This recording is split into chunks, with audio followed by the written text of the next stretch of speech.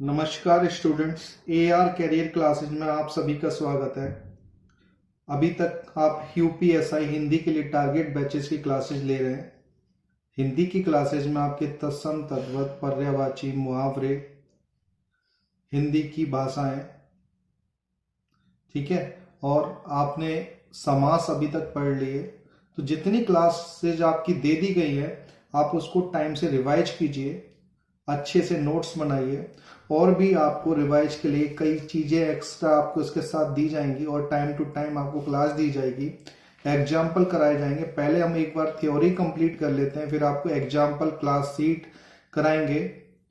तो आप कुछ बच्चों से निवेदन है कि आपने अभी तक अगर अपना फॉर्म फिल नहीं किया है तो आप अपना टाइम से पहले फॉर्म फिल कर दें। कुछ लोग कहते हैं कि सर नोट्स डिजिटल दीजिए। डिजिटल नोट्स में क्या रखा है, आप क्लासेज लीजिए। तो आज का जो चैप्टर होगा आपका संज्ञा।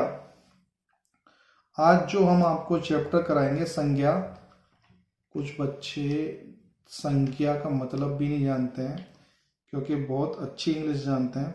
तो हिंदी यूपीएसआई में हिंदी की क्लासेज आपका लेना जरूरी है क्योंकि आपके 100 नंबर की आएगी और 100 नंबर आपके लिए बहुत ज्यादा है। तो 100 नंबर के लिए आपको जो क्लास लेनी है उसके लिए थोड़ी ज्यादा मेहनत करनी पड़ेगी। तो आज का सब्जेक्ट है संज्ञा, ठीक है। आप जो चैप्टर संज्ञा पढ़ने जा रहे हैं तो थोड़ा ध्यान दीजिए, संज्ञा है क्या। संज्ञा की जो डेफिनेशन है, परिभाषा है, संज्ञा की जो डेफिनेशन है वो क्या है, किसी वस्तु, व्यक्ति, स्थान, भाव, प्राणी, अवस्था के नाम को संज्ञा कहते हैं। किसे? किसी वस्तु, व्यक्ति, स्थान, भाव, प्राणी, अवस्था के नाम को संज्ञा कहते हैं।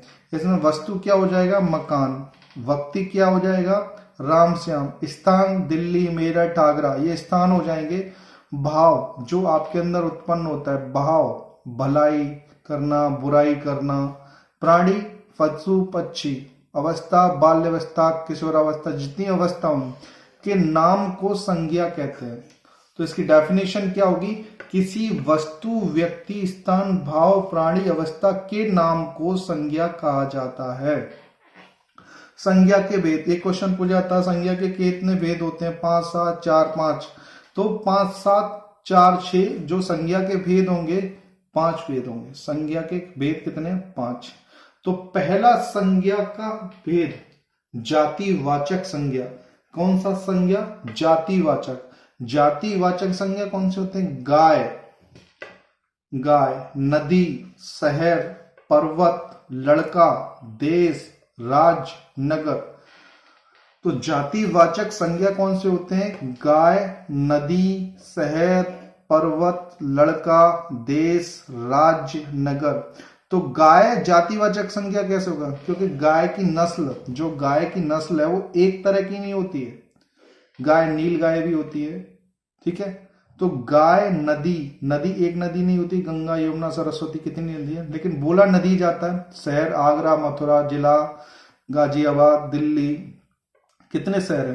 पर्वत कई तरह के पर्वत है, ठीक है। लड़का कई लड़के होते हैं। देश एक देश नहीं है। राज्य कितने राज्य हैं अपने देश के अंदर। नगर कितने नगर हैं। तो ये क्या है, एक जाति है। जाति के अंदर विशेष नहीं है, ये जाति है, जाति। एक जैसे बोला जाता है कि वो पंडित है, तो पंडित एक जाति हो गई, ठीक है। वो एक बोला जाता है वो शर्मा है, वो ब्राह्मण है, या फिर एक बोला जाता है वो ठाकुर है, एक बोला जाता है वो कोली है। तो इस तरह वो जाति को, मतलब गाय एक जाति हो गई, नदी एक नदी, सब नदियों को नदी बोला जाता है। स्पेशल किसी नाम से अलग अलग वो हो जाएगा व्यक्तिवाचक। तो ये क्या, जातिवाचक संज्ञा में शहर, आगरा, सब शहरों को मिला के शहर बोला गया है, तो इसलिए जाति यहाँ पे शो किया गया है। तो जातिवाचक संज्ञा क्या है, गाय, नदी, शहर, पर्वत, लड़का, देश, राज्य, नगर। व्यक्तिवाचक संज्ञा दूसरा जो है संज्ञा के भेद में, व्यक्तिवाचक संज्ञा। व्यक्तिवाचक संज्ञा क्या है, नील गाय। तो गाय में नील गाय बोला गया तो ये विशेष हो गया, ये व्यक्ति को शो कर रहा है, मतलब एक प्रजाति। जो गाय है उसमें नील गाय, नील गाय को एक व्यक्तिवाचक संज्ञा बोला जाएगा। नदी में गंगा नदी, नदी में गंगा नदी, यहां नाम रख दिया गया, नाम बोला गया, नदी में गंगा नदी, तो ये नदी जो गंगा नदी है ना ये व्यक्तिवाचक। शहर में दिल्ली, नाम बोल दिया गया, शहर में दिल्ली, ये आगरा, कोई भी एक नाम बोल दिया गया, ये व्यक्तिवाचक। पर्वत में हिमालय, ये नाम हो गया। लड़का में राम, देश में भारत, राज्य में उत्तर प्रदेश, नगर में आगरा। तो ये क्या है ना, आपका जो बोला गया व्यक्तिवाचक, वो था जातिवाचक, ये व्यक्तिवाचक। तीसरा आपका आता है भाववाचक संज्ञा। भाववाचक यह अस्पर्शी होता है, जैसे प्रेम, प्रेम इसको आप स्पर्श नहीं कर सकते। अनुभव, इसमें अनुभव जन्म होता है। इसमें प्रत्यय लगे होते हैं, प्रत्यय लगा होता है भाववाचक संज्ञा में। कुछ भाववाचक संज्ञा स्वतंत्र रूप भी, कुछ भाववाचक संज्ञा जो है स्वतंत्र भी होती हैं, ठीक है। कुछ भाववाचक संज्ञा स्वतंत्र भी होती है। एग्जाम्पल प्रेमी, ठीक है, ये भाववाचक संज्ञा है। क्रोधित में, घृणित, हर्षित, उमंग, प्रेम आदि, ठीक है। भाववाचक संज्ञा कौन सी होती है? यह अस्पर्शी होती हैं, इन्हें स्पर्श नहीं किया जा सकता। अनुभव जन्म होती हैं, इनमें प्रत्यय लगा होता है। को भाववाचक संज्ञा स्वतंत्र भी होती हैं। एग्जाम्पल प्रेमी, क्रोधित में, घृणित, हर्षित, उमंग, प्रेम आदि। तो संज्ञा कौन सी होती है? किसी वस्तु, व्यक्ति, स्थान, भाव के नाम को संज्ञा कहते हैं। संज्ञा के 5 भेद होते हैं, ठीक है, 5 भेद होते हैं। जातिवाचक संज्ञा, व्यक्तिवाचक, भाववाचक। 2 रह गए, वो भी आपको बताते हैं। इतना नोट कर लीजिए अच्छे से और रिवाइज कीजिए। सिर्फ पढ़ने से नहीं, एग्जाम्पल करने से भी आपका होगा। एग्जाम्पल पे ध्यान दीजिए, आपको मेहनत करनी पड़ेगी। तो चौथा होता है समूहवाचक संज्ञा। चौथा क्या है आपका? समूहवाचक संज्ञा। नोट किया है?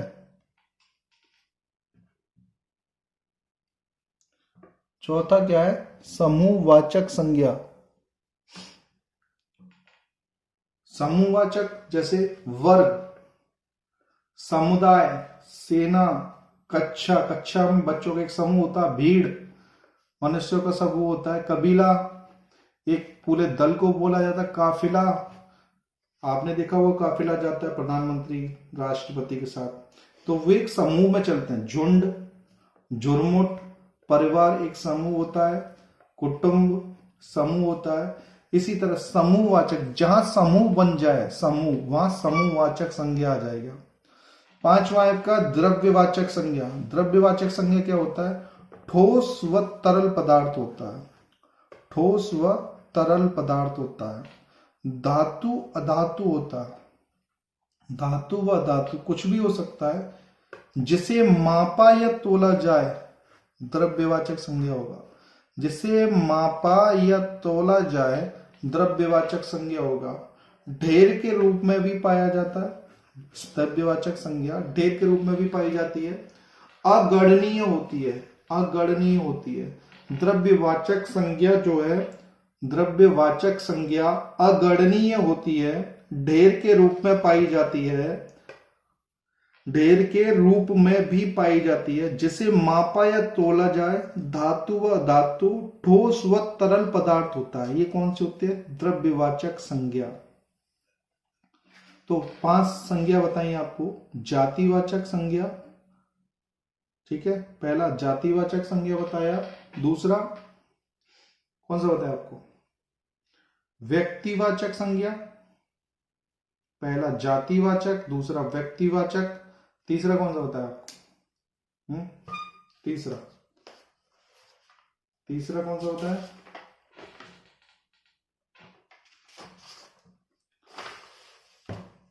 पहला जातिवाचक संज्ञा, दूसरा व्यक्तिवाचक, तीसरा भाववाचक, चौथा समूहवाचक, 5वां द्रव्यवाचक। ये 5 तरह की संज्ञा होती है। तो जातिवाचक संज्ञा में ना कुछ शब्द हैं जो बता रहे हैं, कुछ शब्द जिनका प्रयोग हम व्यक्तिवाचक न करके, कुछ शब्द जो है जातिवाचक संज्ञा है जिनका कुछ शब्द जिनका प्रयोग हम व्यक्तिवाचक न करके जातिवाचक के रूप में करते हैं। ठीक है, जैसे हरिश्चंद्र बोला जाता है, बहुत हरिश्चंद्र हो रहा है मतलब सत्यवादी। सती सावित्री, कुंभकर्ण बहुत सो रहा है, कुंभकर्ण हो रहा है। तो यहां क्या है ना, जाति आ रही है। राम सीता, बुराई पे अच्छाई की जीत, राम सीता का नाम आता है। रावण बुरे काम, या फिर सबसे ज्यादा ज्ञानी रावण को बोला जाता है। कृष्ण अच्छे काम के लिए, कंस, जयचंद, नेपोलियन। तो ये क्या है ना कि ये कुछ शब्द जातिवाचक संज्ञा में आते हैं, मतलब ये व्यक्तिवाचक न होकर जातिवाचक कहलाते हैं। जैसे केला, आम, अंडे, ये द्रव्यवाचक हैं लेकिन जातिवाचक कहलाते हैं, क्योंकि फलों का राजा आम है, इसमें फल जाति हो रहे हैं और आम क्या है, आम क्या हो रहा है इसमें, व्यक्ति का। तो ये शब्द द्रव्यवाचक होकर भी जातिवाचक कहलाते हैं। केला पौष्टिक फल होता है, इसमें केला तो व्यक्ति हो गया और फल क्या, जाति हो रही है। ये आपके यूपीएसआई के लिए संज्ञा हो गया। अब दूसरा कराते हैं सर्वनाम। इसको अच्छे से नोट कीजिए, अच्छे से रिवाइज कीजिए। ये आपकी संज्ञा होगी, संज्ञा। हंसी आ रही है, पढ़ लो।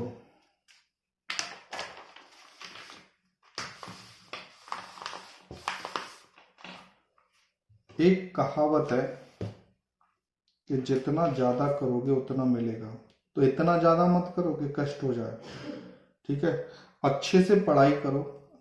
आपकी संज्ञा हो चुकी है। सर्वनाम, सर्वनाम की क्लास आपकी जो हो रही है, सर्वनाम। सर्वनाम क्या होता है, सर्वनाम, सर्वनाम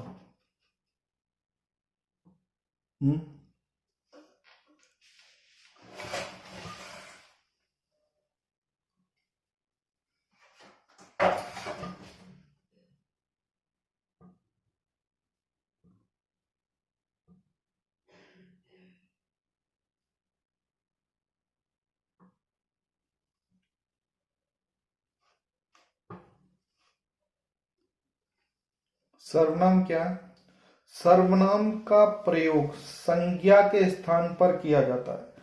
सर्वनाम क्या है, सर्वनाम का जो प्रयोग है, सर्वनाम का जो प्रयोग है संज्ञा के स्थान पर किया जाता है।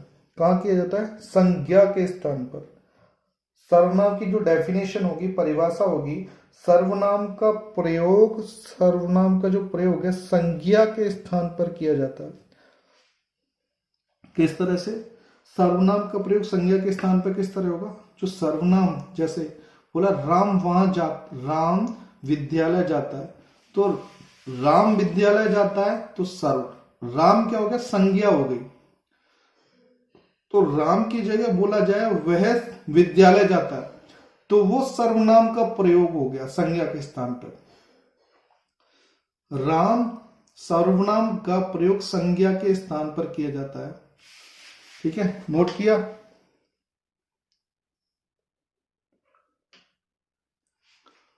दूसरा है आपका सर्वनाम संज्ञा की पुनरावृत्ति को रहता है, रोकता है। संज्ञा, सर्वनाम क्या है, सर्वनाम संज्ञा की पुनरावृत्ति को रोकता है, मतलब बार बार किसी नाम को आने से रोकता है और वहां सर्वनाम का यूज किया जाता है। जैसे बोलता है राम विद्यालय जाता है, राम पानी पिएगा, राम स्कूल जाएगा। तो यहां क्या, बार बार राम का नाम आ रहा है तो बोला जाएगा राम स्कूल जाता है, उसकी जगह वह वहां से पानी पीने जाएगा। तो यहां क्या है, सर्वनाम की पुनरावृत्ति, सर्वनाम क्या है ना, संज्ञा की पुनरावृत्ति को रोक रहा है बार बार। सर्वनाम के तीसरा है सर्वनाम के प्रयोग से, सर्वनाम के प्रयोग से वाक्य की सौंदर्यता में वृद्धि होती है। सर्वनाम के प्रयोग से वाक्य की सौंदर्यता में वृद्धि होती है, मतलब बार बार जो आपका संज्ञा है वो यूज ना करके सर्वनाम कुछ जगह लगा दिया जाता है अलग अलग जगह, तो वाक्य की सौंदर्यता बढ़ जाती है।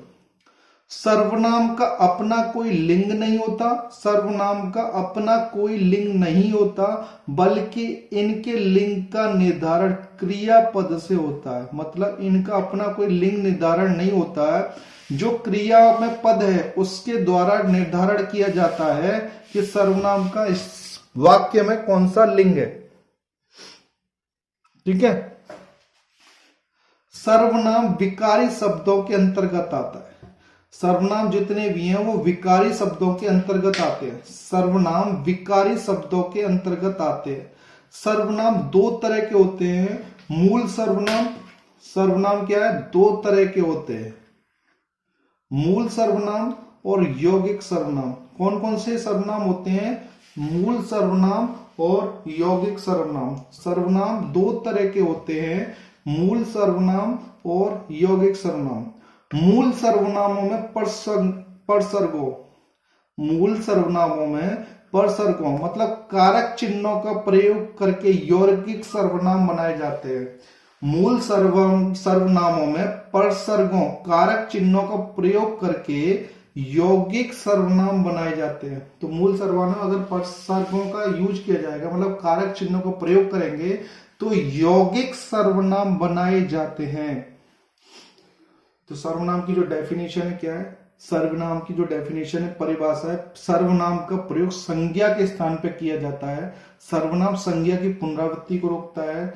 सर्वनाम के प्रयोग से वाक्य की सौंदर्यता में वृद्धि होती है। सर्वनाम का अपना कोई लिंग नहीं होता, बल्कि इनके लिंग का निर्धारण क्रियापद से होता है। सर्वनाम विकारी शब्दों के अंतर्गत आते हैं। सर्वनाम दो तरह के होते हैं, मूल सर्वनाम और यौगिक सर्वनाम। कौन कौन से सर्वनाम होते हैं? मूल सर्वनाम और यौगिक सर्वनाम। मूल सर्वनामों में परसर्गों कारक चिन्हों का प्रयोग करके यौगिक सर्वनाम बनाए जाते हैं। मूल सर्वनामों में परसर्गों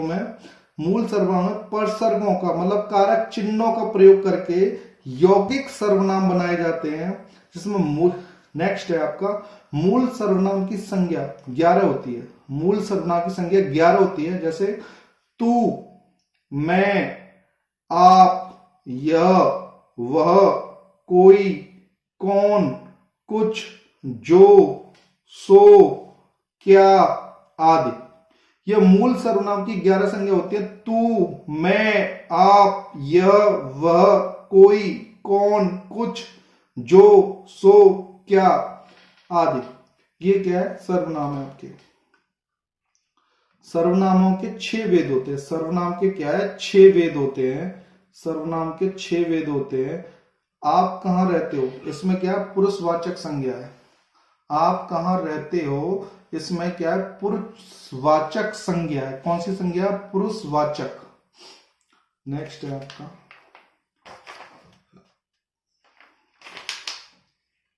नेक्स्ट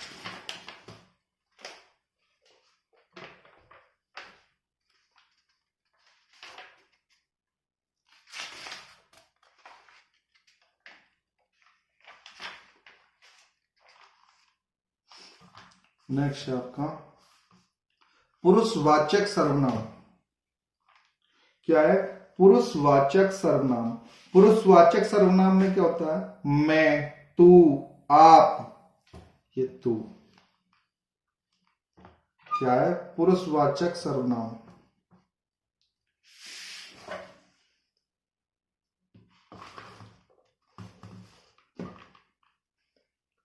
पुरुषवाचक सर्वनाम में क्या होगा? मैं, तू, आप, यह, वह। पुरुषवाचक सर्वनाम में क्या होगा? मैं, तू, आप, यह, वह। ये पुरुषवाचक सर्वनाम होंगे। इसमें क्या है? 3 तरह के सर्वनाम वाचक होंगे पुरुषवाचक के अंदर। उत्तम पुरुष, उत्तम पुरुष में क्या आएगा? मैं, मैंने।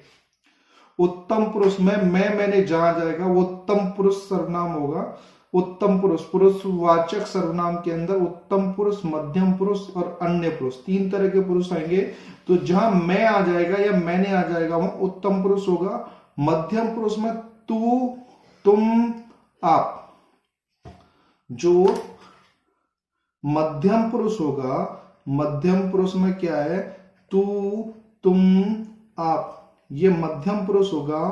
अन्य पुरुष कौन से होंगे?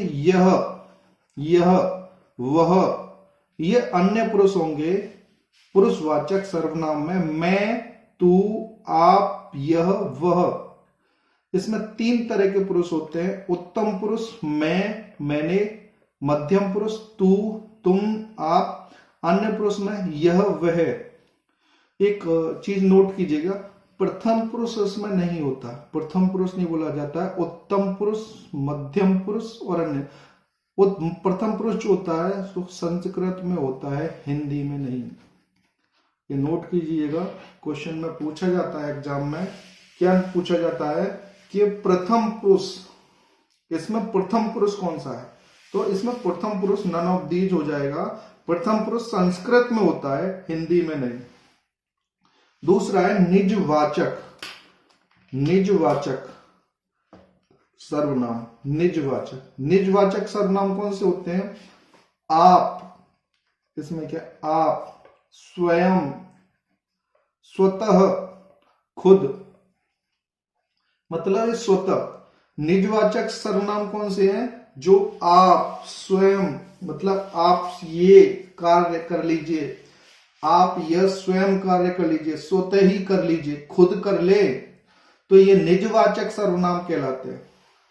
तीसरा आपका निश्चयवाचक सर्वनाम। निश्चयवाचक सर्वनाम में यह निकट के लिए यूज होता है, वह ये दूर के लिए यूज होता है। यह निकट और वह दूर के लिए प्रयोग किया जाता है, निश्चयवाचक सर्वनाम कहलाते हैं। आपका चौथा है अनिश्चयवाचक सर्वनाम। अनिश्चयवाचक सर्वनाम कोई, कुछ। अनिश्चयवाचक सर्वनाम में कौन से शब्द यूज होंगे? कोई, कुछ। प्रश्नवाचक सर्वनाम क्या, कौन, क्वेश्चन मार्क आ गया ना आपका। प्रश्नवाचक सर्वनाम क्या, कौन। संबंधवाचक सर्वनाम कौन से होंगे? संबंधवाचक सर्वनाम जो, सो को क्या बोले? वह, जो, सो। जैसे जो मेहनत करेगा वह सफल होगा, जो मेहनत करेगा वह सफल होगा, जो मेहनत करेगा वह सफल होगा। यहां क्या है? संबंधवाचक सर्वनाम है आपका, संबंधवाचक सर्वनाम। तो सर्वनाम कौन से हो गए? पुरुषवाचक सर्वनाम। पुरुषवाचक में 3 पुरुष होते हैं, उत्तम पुरुष, मध्यम पुरुष, अन्य पुरुष। उत्तम पुरुष में क्या हो गया? मैं, मैंने। मध्यम पुरुष में तू, तुम, आप। अन्य पुरुष में यह, वह। निजवाचक सर्वनाम आप, स्वयं, स्वतः, खुद। निश्चयवाचक में यह, वह। अनिश्चयवाचक सर्वनाम कोई, कुछ। प्रश्नवाचक सर्वनाम कौन से होते हैं? क्या, कौन। संबंधवाचक जो, सो। जो मेहनत करेगा वो सफल होगा, इसमें संबंधवाचक सर्वनाम होगा। कौन सा सर्वनाम होगा? संबंधवाचक सर्वनाम। नोट कर रहे हैं ना? संबंधवाचक सर्वनाम होगा। ठीक है, कुछ एग्जाम्पल आपको करा देते हैं, कुछ एग्जाम्पल नोट करेंगे आप। कुछ एग्जाम्पल नोट कीजिए, पढ़ते रहिए।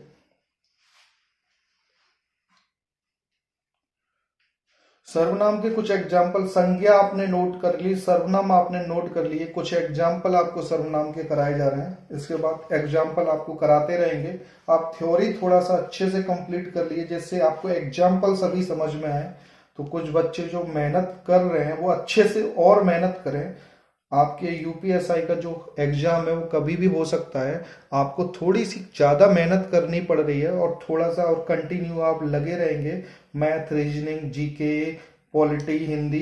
तो हिंदी क्या है ना, एक अच्छा सब्जेक्ट है जो आपको स्कोर करता है। स्कोर करेंगे अच्छे से आप। मैं बच्चों ने देखा है, मैथ, रीजनिंग तो हर कोई कर लेता है, लेकिन हिंदी में ना 50% 60% भी लाना आपके लिए कम पड़ जाता है। लेकिन हिंदी एक आपका मैथ की तरह सब्जेक्ट है जिसमें आप 100%, एक जो आपका हिंदी एक ऐसा सब्जेक्ट है जिसमें आप 100 में से 100 मैथ की तरह ला सकते हैं।